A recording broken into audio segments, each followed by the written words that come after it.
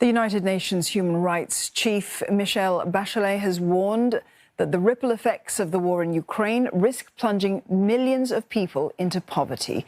Speaking at the latest session of the UN-backed Human Rights Council, Ms. Bachelet says that the number of people facing severe food shortages is expected to increase to 323 million in the course of the year. On the human rights situation in Xinjiang, she promised an updated report is on the way after she made a visit to the Chinese region last month. For more on the UN meeting, Laura Makin-Isherwood joins us live now from London. Laura, Ms. Bachelet's assessment on Xinjiang was supposed to be published months ago. What's the hold-up been?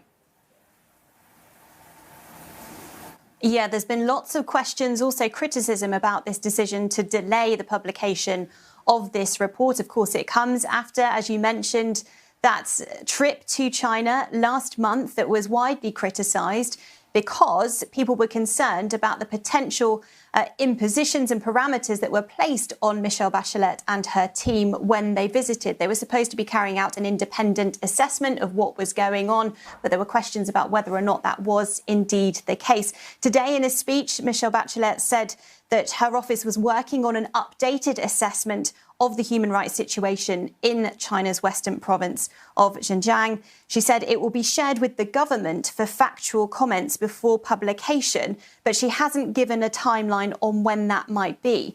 Michelle Bachelet also announced that she wouldn't be standing for a second term as human rights chief of the UN. That might have come as a bit of a shock for some of those attending that meeting. There were definitely some murmurings among the floor there. Again, she hasn't given a reason for why she's standing down in this, the 50th session, just simply saying that this would be the last one that she briefs. But there will be plenty of people wondering if indeed this report, and of course that widespread criticism about what was taking place when her team visited China, could be behind it. China, of course, denying any of the human rights abuses that it's been accused of. And Laura, Russia's invasion of Ukraine, that's also high on the agenda. I mean, untold suffering that the people are going through there. But do we expect any major outcomes from the UN's meetings?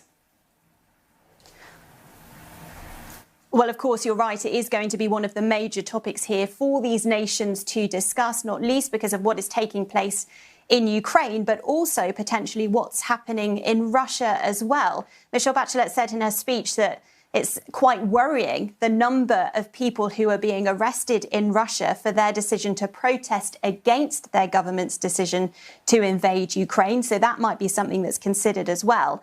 And of course, this comes after Russia was first suspended from the Human Rights Council, but also then after it then decided to withdraw from it. So Russia not taking part in these discussions.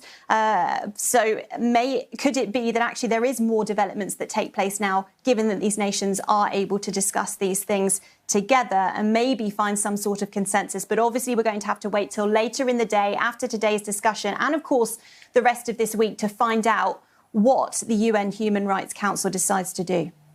Let's hope something comes of it. Laura, thank you very much for that. Laura Makin-Isherwood there in London.